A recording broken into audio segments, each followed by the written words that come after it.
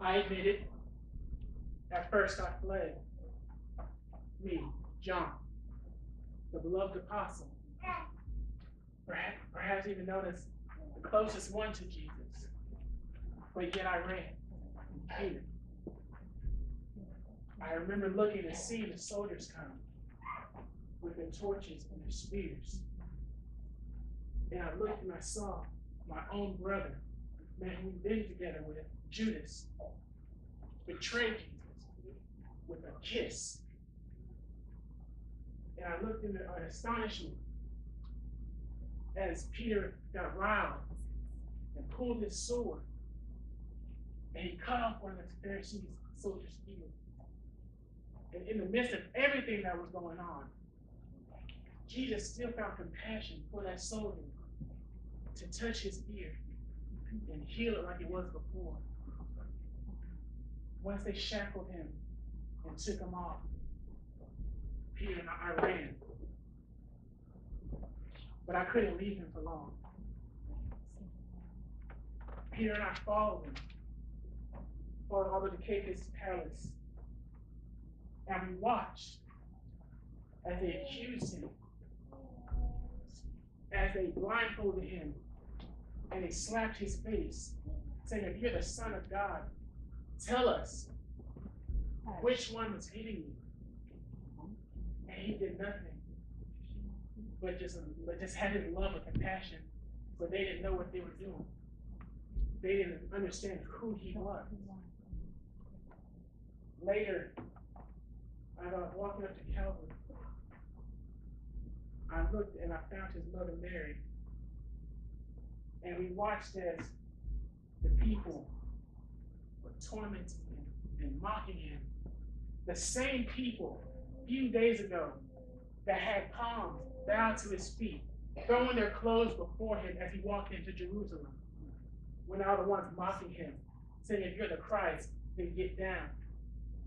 I wanted to shield Mary from seeing her son in all this torment. But how could I? I'm just a man. It just anguished me. And I looked, and I still hear it to this day. It roused in my ears the words that he said as he looked to his father and shouted out, my God, why have thou forsaken me?"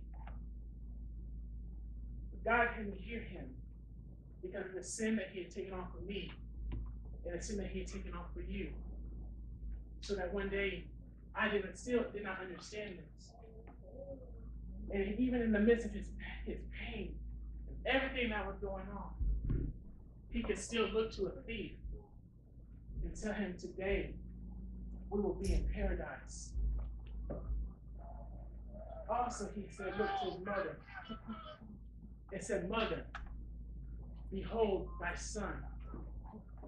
And he turned to me and he said, "Son, behold thy mother." Now, Jesus had brothers, but yet he still entrusted me to take care of his mother. It humbled and honored me for that command. To this day, I still didn't understand. It was such a dark night. The earth trembled. And it was just, I felt defeated. My best friend, my master, was gone. I still didn't understand it. But 3 days later, he arose again and walked the earth and showed himself to over 500 people. Then I understood what he did. He died so that I could live. He rose to heaven in the cloud and said he would see us soon. He's sitting now at the right hand of his Father, waiting for us to accept him, waiting for us to love him, waiting for us to live with him. Each time I dare glance up, it is torture. the jeering, hateful, mocking words of the mob.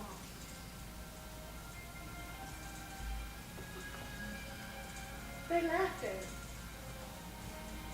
They even laughed at his terrible suffering.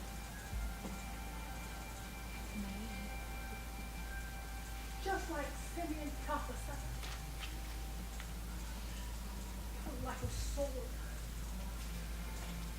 piercing through my own flesh, my own soul.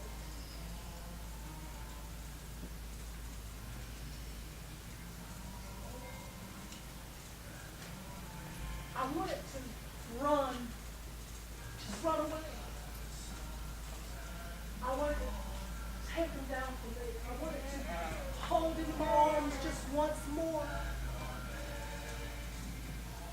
I wanted to take away his pain and his humility. I was his mother.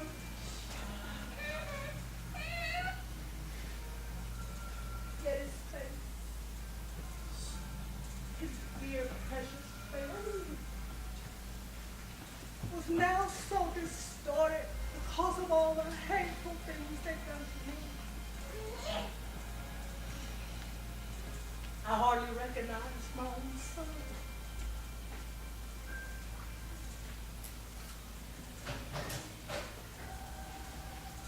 All he ever did was good.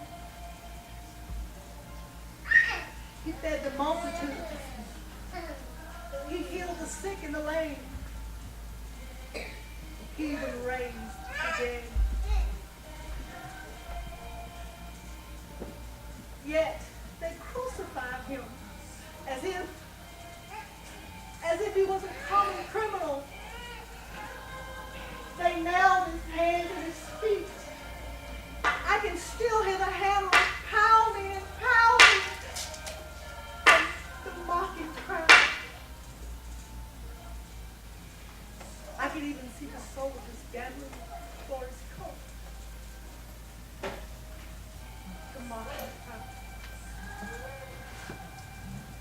And where was his disciples when he needed them? Where were they? They had all fled. All except John, dear faithful John. No wonder my blessed son told him to look after me when he was gone. My husband, Joseph, had died. And I had other children, of course, but Jesus was my firstborn. And he thought it was his responsibility. He was a perfect child. After all, he was God's son come in the flesh. And he wanted to make sure my needs were met. But that's how he was, always thinking of others and never himself.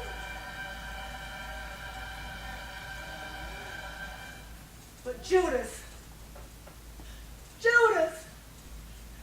never would I have thought he would betray my son. I thought he was so loyal and so genuine. I wanted to hate him for what he had done, but I couldn't. You see, I knew that it was all in God's plan working together to complete this perfect plan. The Lord had chosen me above all women. I was blessed above all women because he had chosen me to bring his son into this world. His little Emmanuel, God with us.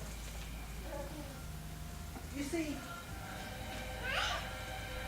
I knew his coming was for me as much as for anyone else who would call on his name. I was a sinner like everyone else. But I knew that I needed him to save my soul as much as the most wickedest sinner in the world.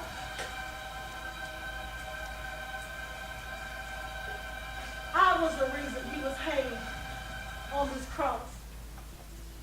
He died for my sins and yours.